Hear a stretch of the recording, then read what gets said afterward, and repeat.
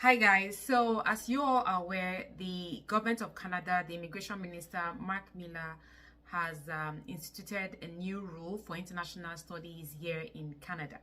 And I know you guys have been wondering, what does this mean for me? What is the explanation of the video? So I just decided, you know what, I will come out today and make this short video so that a lot of you can, allay your fears, because so many people are kind of concerned. They don't know their left from their right. They are wondering what's happening in Canada in terms of international studies and all of that. So I decided that I was going to bring that video up so that at least you hear from the horse's mouth. And once the video stops playing, I would explain to you what his points are. And besides, when you watch the video, please, if you have a pen and paper, grab that, because you will need it to write down what those points are as well. If you do make a mistake, you can always rewind and watch back again and listen in. But let us listen to what he has to say and we'll come back. Today, I am announcing 3 principal measures. 1, a temporary 2-year cap on new international student permits. It is the latest in a series of measures to improve program integrity and set international students up for the success in order to maintain a sustainable level of temporary residence in Canada as well. To ensure that there is no further growth in the number of international students in Canada for 2024, we are setting a national application intake cap for a period of 2 years. For 2024, the cap is expected to result in approximately 364,000 approved study permits, a decrease of 35% from 2023. In the spirit of fairness, we are also allocating the cap space by province based on population, such as that some provinces will see much more significant reductions.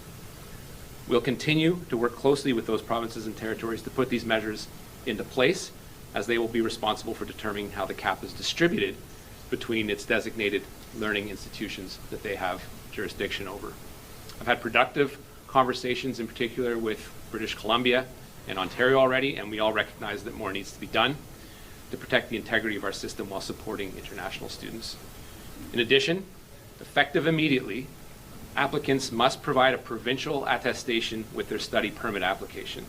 At the same time, the cap will not apply to students in graduate levels of studies, including master's and doctoral students. Those are the people we're looking for. Study permit applications at the elementary and secondary school levels will also be exempt. As of September 1st of this year, postgraduate work permits will no longer be available to public-private institution models.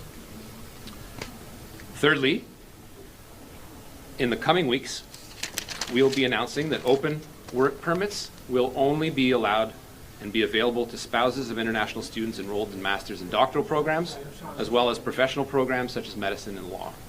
Spouses of international students enrolled in other levels of study, including undergraduate and college programs, will no longer be eligible. To be clear, the cap will not apply to applicants within Canada looking to extend their studies, as it wouldn't be fair to prevent someone from finishing the program, nor will the cap have an effect on study permit holders currently in Canada. These temporary measures will be in place for 2 years, and the number of new study permit applications that will be accepted in 2025 will be reassessed at the end of this year. To be absolutely clear, these measures are not against individual international students. They are to ensure that as future students arrive in Canada, they receive the quality of education that they signed up for and the hope that they were provided in their home countries. It would be a disservice to welcome international students in Canada knowing not all of them are getting the resources they need to succeed in Canada, and having them return home disillusioned and disappointed in Canada's education system. Allowing bad actors to continue their operations would be a disservice to all the good institutions who pride themselves in providing a top-tier academic experience. Thank you. Did you get your notes in? Because I did. And so one of the first thing is that there's now going to be a 2-year cap on international study permits in Canada. It will now reduce the number of study permits that are being issued to 364,000. This is a reduction of about 35% from the year 2023.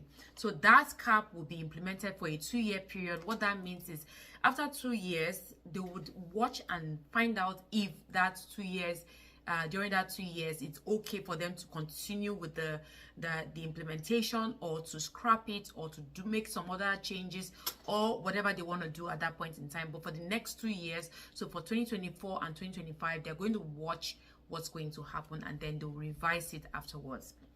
The second point I deduced from the immigration minister's point is that starting from September 1st, 2024, there will be no more spousal open work permits for spouses of international students studying here who are not studying in graduate schools. So if you're not studying in a professional program like master's, postgraduate, medicine, law, you know, all those kind of programs, you are not going to be eligible for a spousal open work permit. Currently, right now, international students can apply for a spousal open work permit for their spouses who come to join them here in the country, in order to enable them to work for any employer on an open work permit. But now the government is now saying that no, we don't want that to happen anymore. There are reasons why this is happening, and I would explain in a little few minutes from now. I would explain that to you. But they are no longer going to be eligible for an open work permit.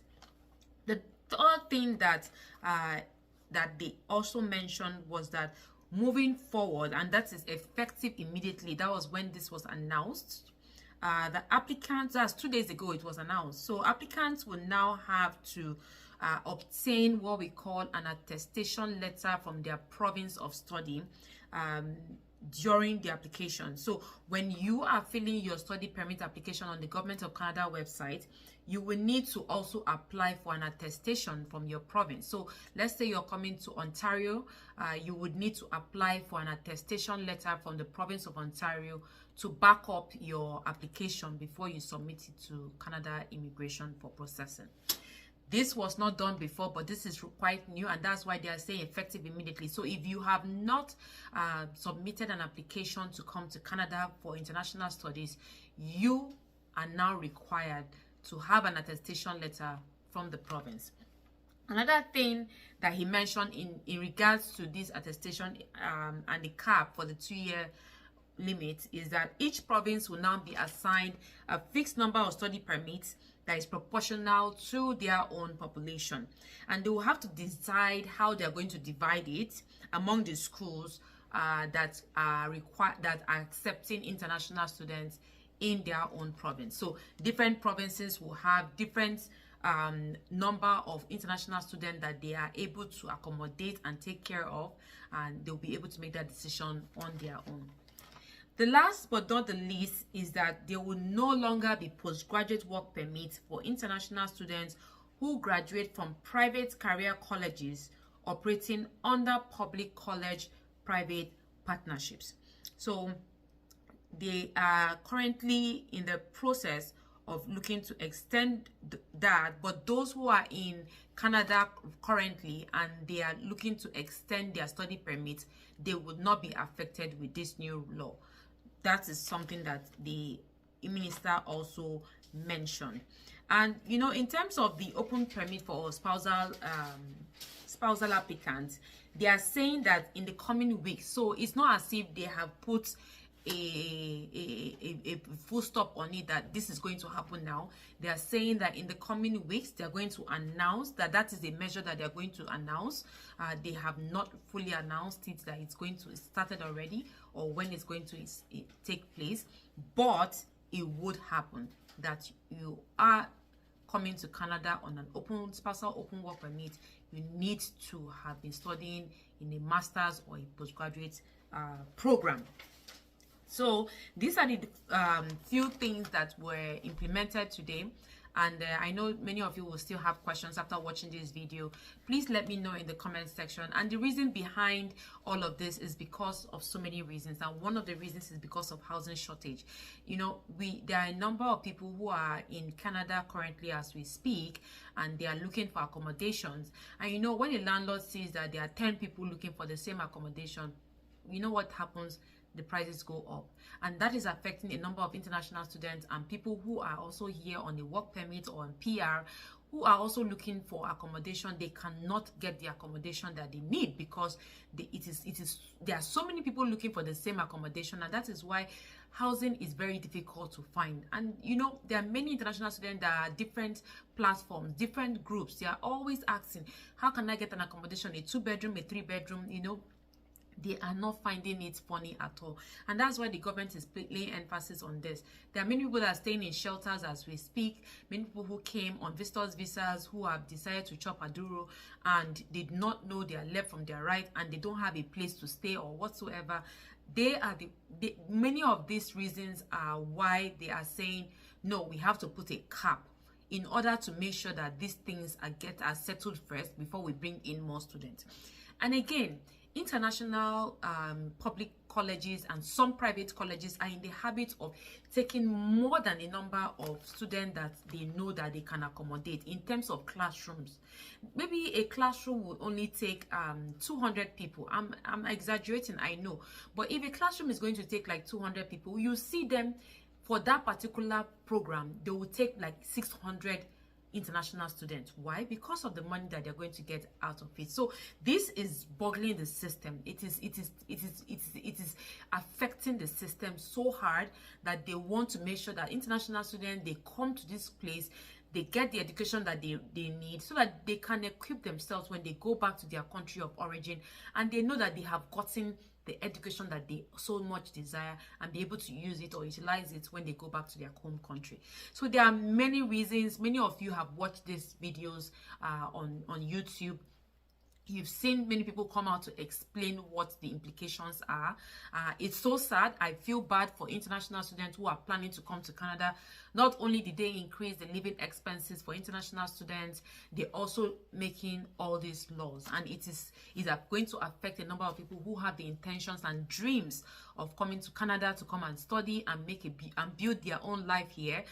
Many of them are going to be disappointed at this point in time. So if you are one of these persons watching this video right now, please let me know in the comment section how you feel about this and how this is affecting you. We want to hear from you. And if you are somebody who is already in Canada and you are saying to yourself, oh, thank God, I'm lucky, I want to really hear from you what your viewpoint is and how you feel this is affecting maybe family members of yours who are intending to come to Canada.